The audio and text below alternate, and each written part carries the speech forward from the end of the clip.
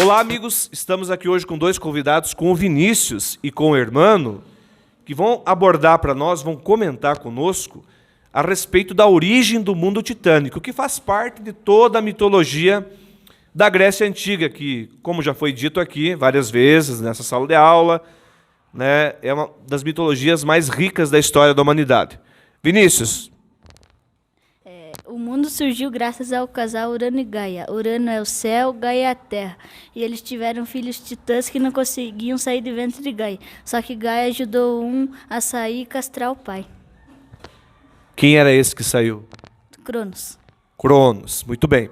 E, irmão, o que aconteceu com o Cronos na sequência? Cronos passou a reinar e, com medo de perder os poderes, comeu seus filhos, mas Zeus escapou do destino. Salvou seus irmãos e matou Cronos, e assim começou a Era dos Deuses. Muito bem, né? Porque Cronos ele tinha muito medo de perder o poder, o controle do mundo. E o que ele fazia? Os filhos que ele tinha com a Titã Réia, ele acabava devorando, ele ia comendo todos os próprios filhos. E Zeus conseguiu escapar desse destino, derrotou o próprio pai, e assim tem origem a Era dos Deuses. Muito bem. Uma salva de palmas para os nossos convidados. Muito bem.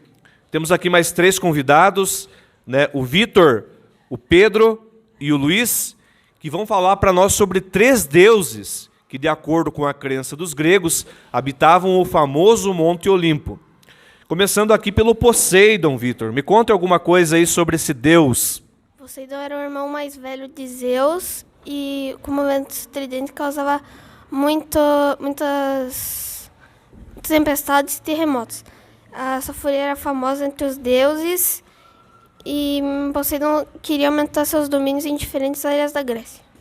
Muito bem, né? Poseidon, deus dos mares. Aliás, o Poseidon, naquele filme do Percy Jackson, não sei se você já assistiu, Vitor?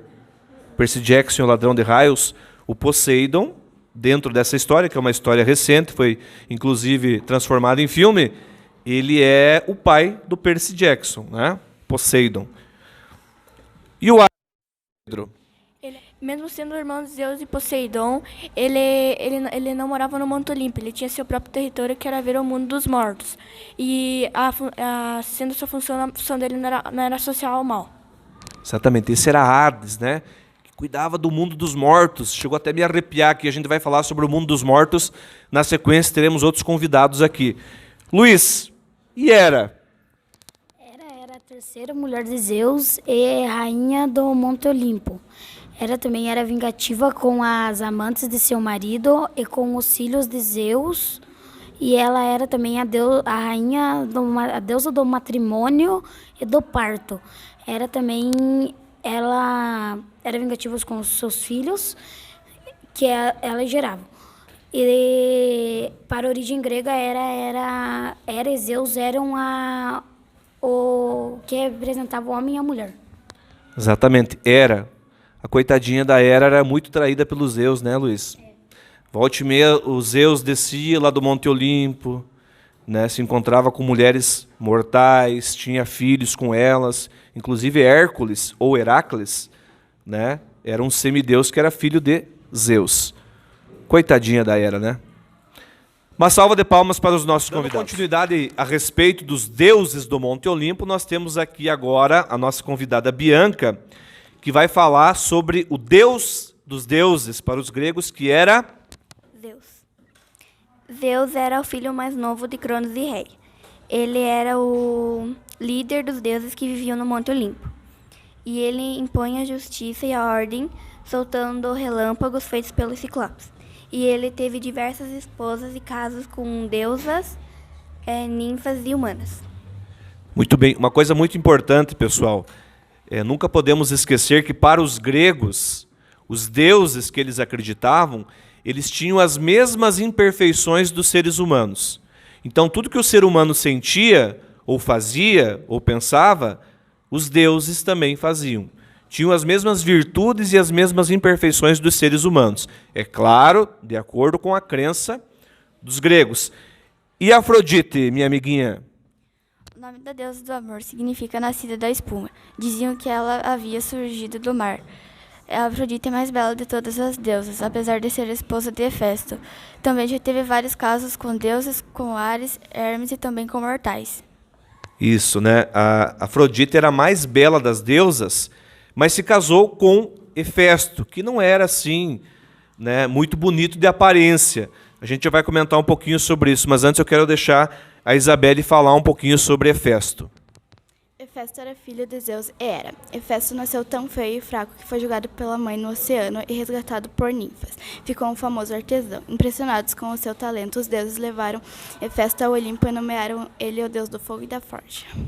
Exatamente. Né? Hefesto era um brilhante artesão, né? Apesar de ter sido praticamente descartado pela própria mãe, né? Ele acabou sendo reconhecido como um excelente artesão. E o que é mais interessante, ele acabou se casando, né, com a Afrodite. E aqui a gente tira uma lição muito importante para a nossa vida. Afrodite era a mais bela das deusas. Hefesto, né, tinha uma aparência, conforme vocês podem ver aqui no vídeo, ele tinha uma aparência um tanto quanto assim, assustadora. Mas mesmo assim se casou com a mais bela das deusas. Porque no fundo o que importa não é a beleza externa, né? O que importa é a beleza que tem dentro de cada pessoa, a beleza interior de cada pessoa. Muito bem, obrigado pela presença de vocês aqui.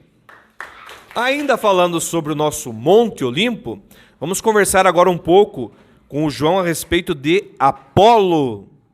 Então, Apolo era o deus da luz, da medicina, das artes e da música. Era filho de Zeus e irmã de Artemis.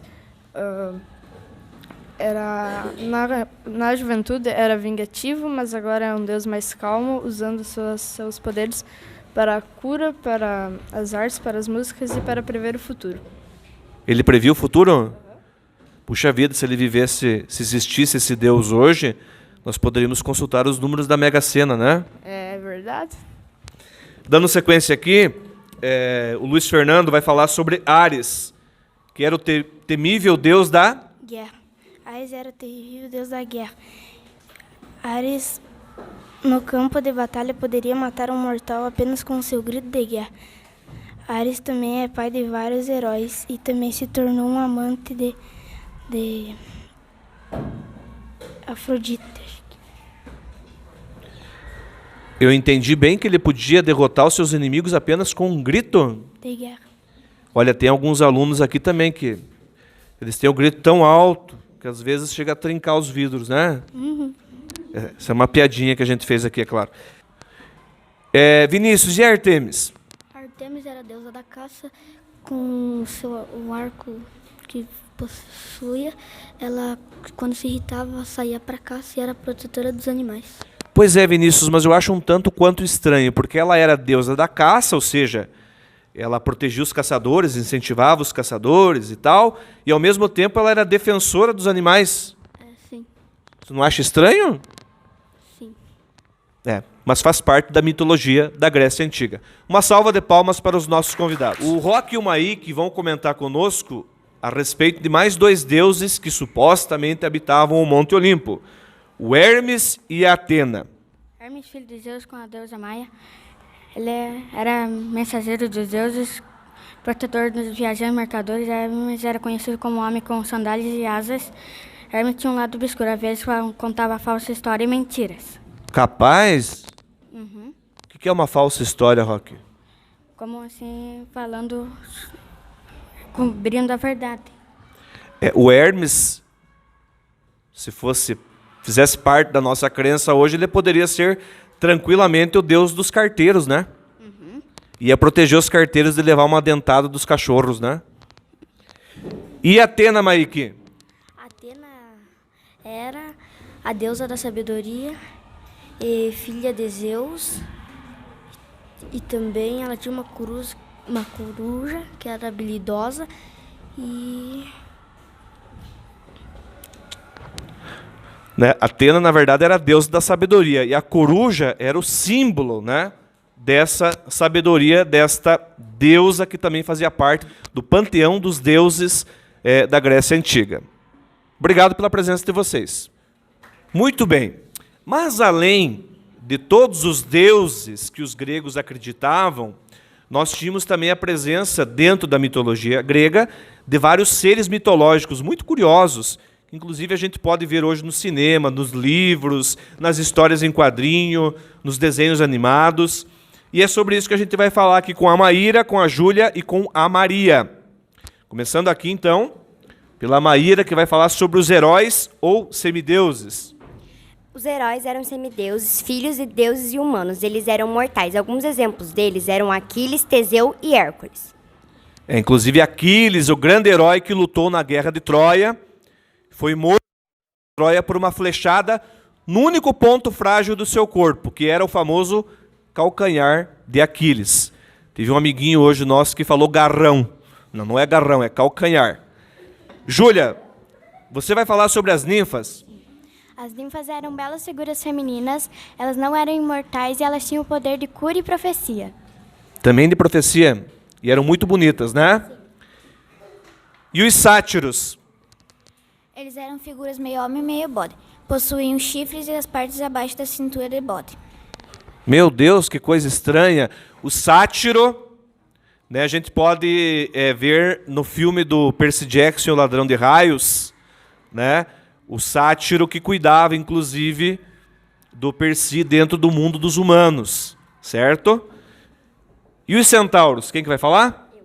Os centauros, eles eram meio homem e meio cavalo. Acima da cintura, eles eram homem e para baixo era o lombo de um cavalo. Meu Deus! Os centauros, outros seres mitológicos fantásticos, né, da Grécia Antiga. Inclusive, falando mais uma vez do filme, do Percy, né, o centauro é aquele personagem que cuida do campo de treinamento onde o Percy é mandado, né, logo no início do filme. E as sereias?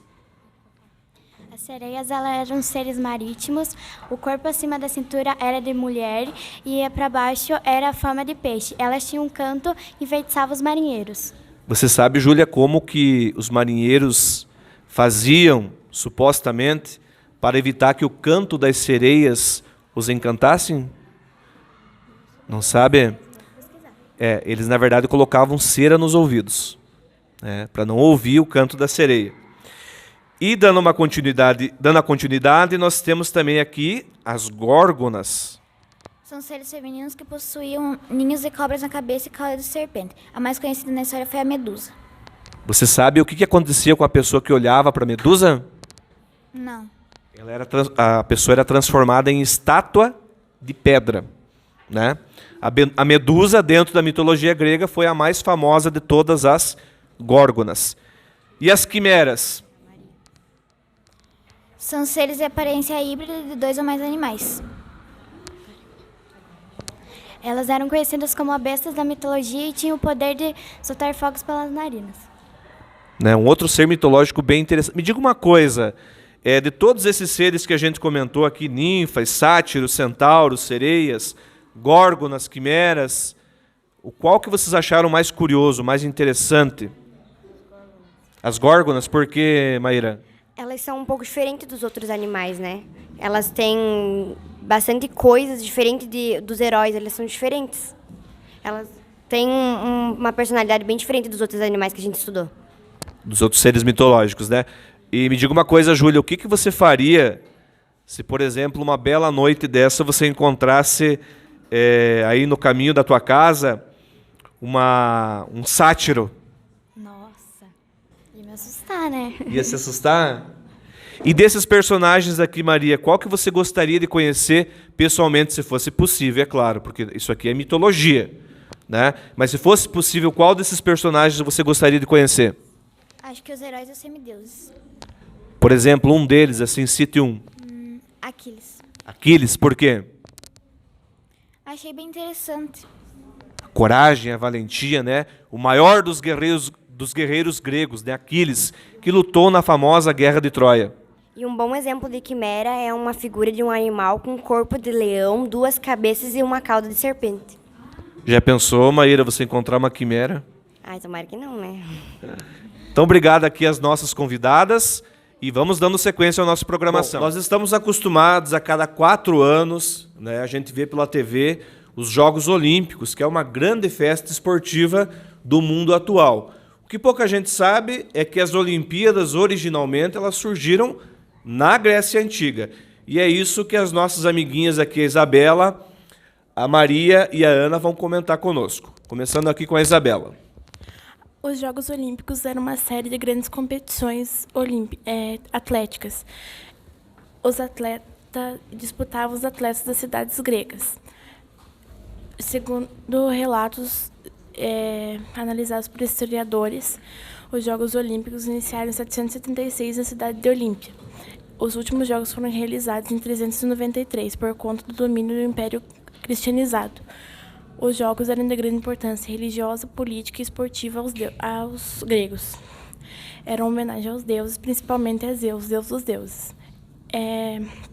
Era um momento importante para a busca de harmonia entre os povos gregos e uma valorização à saúde e ao corpo saudável. Muito bem, Isabela. Na verdade, então, os Jogos Olímpicos era uma grande festa esportiva que acontecia tradicionalmente na Grécia durante mais ou menos 5 dias, essa grande festa esportiva, né? Uma grande homenagem a Zeus. Maria, o que você tem para nos contar? Os jogos eles ocorriam de 4 em 4 anos. Na época da realização do evento esportivo, ocorria uma trégua nas guerras e conflitos. A conhecida paz olímpica ela servia para garantir segurança para os atletas que tinham que se deslocar de suas cidades-estados até a Olímpia. Então, você quer dizer que durante os Jogos, enquanto aconteciam os Jogos Olímpicos, se tivesse ocorrendo alguma guerra naquele período, cessavam todas as guerras para que os Jogos fossem realizados. É isso? Sim. Muito bem. Ana, o que você tem para nos contar a respeito dos Jogos Olímpicos na Grécia Antiga? Na antiguidade, somente os homens livres que falavam a língua grega podiam participar dos Jogos Olímpicos. Os vencedores das competições eram tratados como heróis em suas cidades-estados e ganhavam prêmios que simbolizavam a honra e a glória conquistada. Coroas de louro e ramos de palmeira eram dados aos atletas vencedores. Então quer dizer que não tinha medalha de ouro, de prata e de bronze naquela época, era uma coroa de louros e o quê? Ramos de palmeira. E eles ficavam felizes com isso. Na verdade, eles eram recebidos como verdadeiros heróis, né, nas suas cidades quando eles retornavam. E quais eram as provas que eram realizadas? Os atletas eles disputavam várias modalidades, como, por exemplo, arremesso de disco, corrida, natação, pentatlos, boxe, luta, salto à distância, entre outros.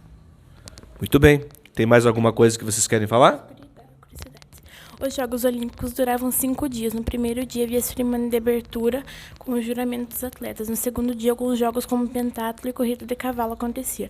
No terceiro dia, uma grande festa com um banquete destinado aos atletas, árbitros e membros da aristocracia grega. No quarto dia, os últimos jogos eram realizados. No quinto dia, a cerimônia de encerramento com a premiação dos atletas. Outra curiosidade muito importante é que mulheres não podiam nem participar nem assistir dos Jogos Olímpicos. As mulheres estavam excluídas? Nem participar e nem assistir. E um dos motivos é porque os jogos eles eram disputados com os atletas nus. Então as mulheres não podiam assistir, né, os jogos. E olha só que curiosidade, eles também tinham uma cerimônia de abertura e uma cerimônia de encerramento, né, mais ou menos o que acontece nos Jogos Olímpicos modernos nos dias de hoje. Mais alguma coisa, meninas?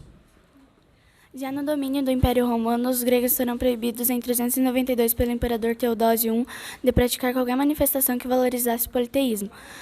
Desta forma, os últimos jogos ocorreram em 393. Muito bem. Olha só quanta coisa aprendemos aqui com a Isabela, com a Maria e com a Ana sobre os Jogos Olímpicos. Obrigado pela pesquisa de vocês e pela bela apresentação. Estamos aqui agora com a Larissa, com a Luana e com a Beatriz, que vão nos relatar aqui mais algumas curiosidades a respeito da Grécia Antiga. Começando com a Larissa, que vai fazer um breve resumo da famosa Guerra de Troia, né? Essa história está narrada num livro do Homero, intitulado A Ilíada, porque Troia, para os gregos, chamava-se Ilion. Larissa, como que foi essa guerra? O Paris, um certo dia, roubou a belíssima Helena, que era esposa do rei de Esparta, que era uma cidade grega. E o rei de Esparta prometeu a todo mundo que ia trazer Helena de volta, mas os troianos resistiram a 10 longos anos. E daí o Ulisses teve uma ideia, que era construir um cavalo gigante, oco, de madeira. E daí eles deixaram a poucos metros o portão de Troia e entraram vários guerreiros dentro do cavalo. E daí os troianos, pensando que era um presente, ponharam para dentro do portão da cidade. E eles festejaram até as outras horas com o tal presente. E depois que todo mundo foi dormir, eles saíram dentro do cavalo, abriram os portões para os seus companheiros e todos os guerreiros entraram e derrotaram os troianos e conseguiram pegar Helena de volta. E em 1956 foi lançado o filme Helena de Troia. Na verdade, essa história já foi contada várias vezes no cinema, em outras adaptações literárias. Nessa história narrada pelo Homero, no livro A Ilíada. Por que a Ilíada? Porque os gregos chamavam Troia de Ilion. E depois tem a continuidade, também o livro Odisseia, que relata, aliás, o retorno dos heróis da Guerra de Troia para casa. Odisseia porque o Ulisses, que teve a brilhante ideia do cavalo oco, né, na Grécia Antiga era conhecida como Odisseu. Então, a Guerra de Troia, inclusive, que virou um filme recente de Hollywood que fez um enorme sucesso. Esse de 1956 foi um dos primeiros. E a Luana vai falar para nós sobre a esfinge. É isso, Luana? O que era essa esfinge? A esfinge era um monstro alado, um corpo de mulher e homem que afligia a cidade de Tebas. Que ela apresentava o seguinte enigma. Um enigma? Que enigma que era esse? Que animal anda pela manhã sobre 4 patas e à tarde sobre 2 e à noite sobre 3. Nossa, que animal será esse? Quem sabe a resposta aqui? Beatriz, você poderia nos contar o segredo desse enigma da esfinge? Sim, a resposta era o homem, porque de manhã ele estava como um bebê engatinhando, no meio-dia o homem caminhando normal e à noite ele velho com a bengala. Exatamente. E a única pessoa que conseguiu decifrar esse enigma, né, foi o famoso Édipo. E a esfinge ficou maluca quando ele decifrou o famoso enigma, né, que deixava as pessoas atordoadas e a esfinge acabava devorando, né, os caminhantes que passavam ali em direção à cidade de Tebas. Então, a resposta era simplesmente o homem, né, conforme a Beatriz nos explicou. Então, quero agradecer aqui a Beatriz, a Luana e a Larissa, né, por mais essas curiosidades, por essas histórias a respeito da Grécia Antiga. Uma salva de palmas. Agora nós estamos aqui com o Rian e com o Eric, que vão falar sobre um assunto meio assustador, né, o mundo dos mortos dentro da mitologia grega. Como que os gregos entendiam, o que eles acreditavam que existia depois da morte física. Rian, conta para nós aí. O território de Hades tem regiões celestiais e infernais. Na mitologia, os mortos iam para o mundo subterrâneo, que para ir para lá tinha que pagar o banqueiro Caronte. Barqueiro Caronte, que fazia a travessia com o rio Estige. Que por isso os gregos enterravam os mortos com uma moeda. No território de Hades, o morto era julgado por 3 juízes. Isso mesmo, né? Quando a pessoa morria, segundo a crença, não é que isso acontecia, era a crença dos gregos, né? A pessoa ia até o mundo subterrâneo, o mundo dos mortos, que era comandado pelo Hades, só que para chegar lá tinha que atravessar o rio Estige, e essa travessia era feita pelo barqueiro Caronte. Por isso os gregos, já devem ter visto isso em livros, nos filmes, enterravam seus mortos com uma moeda, que era para pagar o barqueiro Caronte, certo? Bom, depois que a alma era julgada pelos 3 juízes, havia, de acordo com os gregos, 2 possibilidades. Quais eram essas possibilidades, amiguinho Eric? Os que viveram bem, eles iam para o Campos Elíseos. Elísios. Era uma espécie de paraíso, né, Eric? Quem não vivia bem? Ia para o Tártaro, que era um buraco quase infinito, escuro, que Na verdade, se assemelhava, a gente para ficar mais fácil assim para nós, se assemelhava com o nosso inferno, né? O inferno que os cristãos acreditam que existe. Então era o Tártaro, era o pior dos castigos que podia acontecer para a alma da pessoa que chegava ao mundo dos mortos. Então, para resumir, Eric, existia duas possibilidades: os Campos Elíseos e o... Tártaro. Se você estivesse lá, você gostaria de escolher o quê? Campos Delícias. Isso, que era uma espécie de paraíso, né? Então, obrigado aqui pela presença do Rian e do Eric.